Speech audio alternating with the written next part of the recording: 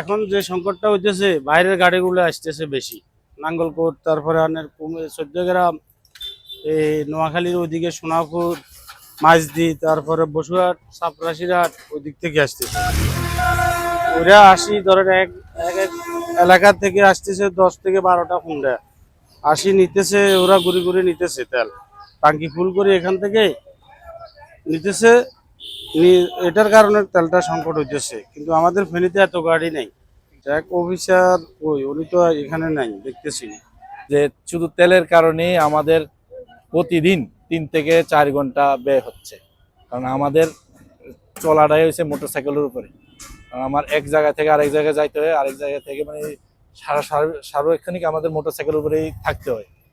তো এই মোটরসাইকেলের পর্যাপ্ত তেল না থাকার কারণে যে কষ্টটা পাইতেছি, যে আমাদের কাজের কিন্তু অনেকটা সমস্যা হইতেছে। মোটরসাইকেলের তেল থাকে না আমাদের, অকটেন আমরা পাচ্ছি না। ফিলিং স্টেশনে গেলে আমাদেরকে দিচ্ছে না, ওনারা বলতেছে তেল নাই, অকটেন নাই।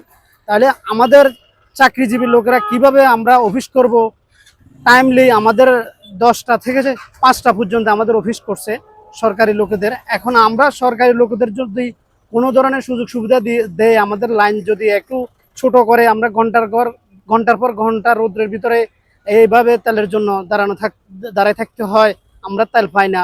দেখা গেছে এই 200 টাকা তেলের জন্য দীর্ঘ সারি। কারণ এই 200 টাকা তেল দিয়ে আমি কতক্ষণ চলবো?